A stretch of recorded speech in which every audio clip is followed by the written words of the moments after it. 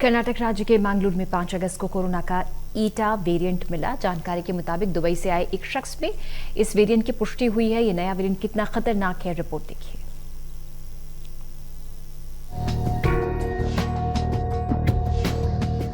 बहरूपिया corona लगातार अपना रूप बदलकर लोगों की परेशानी को बढ़ा रहा है। डेल्टा वेरिएंट जहां दुनिया में कहर बरपा रहा है, तो वहीं भारत के कर्नाटक राज्य के मंगलुरु में 5 अगस्त को कोविड का ईटा वेरिएंट मिला है।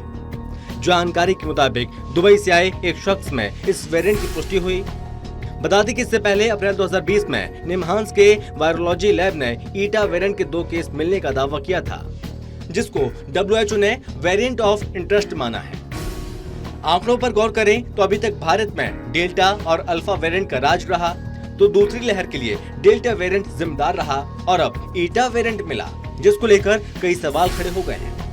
जैसा कि ये वेरिएंट कितना खतरनाक है, क्या इसके खिलाफ वैक्सीन कारगर साबित होगी और क्या अब तीसरी लहर के लिए ईटा वेरिएंट जिम्मेदार होगा?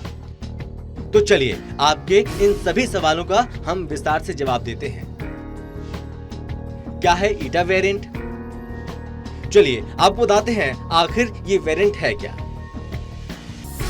दरअसल ईटा वेरिएंट का साइंटिफिक नाम है लाइनेज B1525 SARS-CoV-2। वायरस के ईटा वेरिएंट में E484 के म्यूटेशन मौजूद है, जो पहले गामा, जीटा और बीटा वेरिएंट मिले पाया गया था।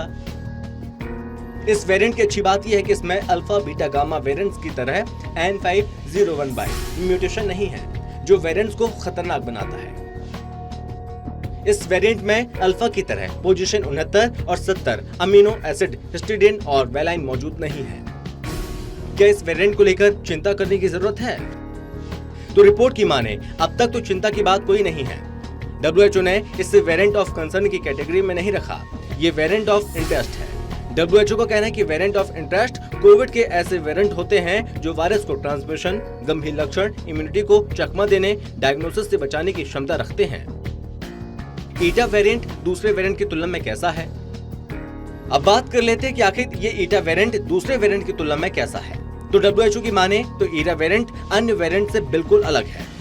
इसके कारण E484 के और F888L म्यूटेशंस हैं। अमेरिका की सेंटर फॉर डिजीज कंट्रोल यानी कि CDC की रिपोर्ट की माने तो यूके और नाइजीरिया में दिसंबर 2020 में ईटा वेरिएंट पहली बार मिला था और अब भारत के कर्नाटक में मिला। वहीं जुलाई में ये वेरिएंट मिजोरम में मिला था। पहले बात करते हैं आखिर वेरिएंट क्या है और कितना खतरनाक है। तो एक्सपर्ट की माने तो वायरस में म्यूटेशन होना आम बात है। वायरस ज्यादा वक्त तक जीने के लिए ज्यादा लोगों को इन्फेक्ट करके जीनोम में बदलाव करते हैं। ऐसे बदलाव कोरोना वायरस में भी हो रहा है।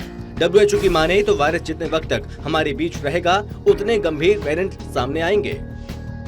ये सारे वेरिएंट खतरनाक होते हैं। अब बात करते हैं कि क्या सभी वेरिएंट खतरनाक होते हैं?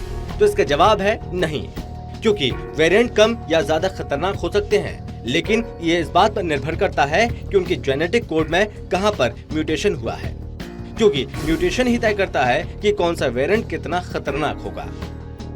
क्या वैक्सीन इन वेरिएंट के खिलाफ असरदार है? अब बात करते हैं कि आखिर क्या बहरूपिया कोविड के इन सभी रूपों के खिलाफ वैक्सीन कारगर है या नहीं। तो इसका जवाब है हाँ, क्योंकि ये साबित हो चुका है अल्फा, बीटा, गामा और डेल्टा के खिलाफ वैक्सीन असरदार है। क्या और भी वेरिएंट सामने आएंगे? अब आपके मन में सवाल होगा, क्या और भी वेरिएंट सामने आने वाले हैं? तो इसका जवाब है हाँ, क्योंकि वायरस म्यूटेशंस होते रहे तो नए वेरिएंट सामने आते रहेंगे। बहरहाल रिपोर्ट्स साफ तौर पर कह रही है कि म्यूटेशंस बहरूपिया कोरोना को रूप बदलने में मदद करता है। इसको रोकने का एक ही तरीका है वैक्सीनेशन, और ऐसे में जरूरी है हम जल्द से जल्द वैक्सीन लें और इस महामारी को मात देने में सहयोग करें। Special desk, total TV.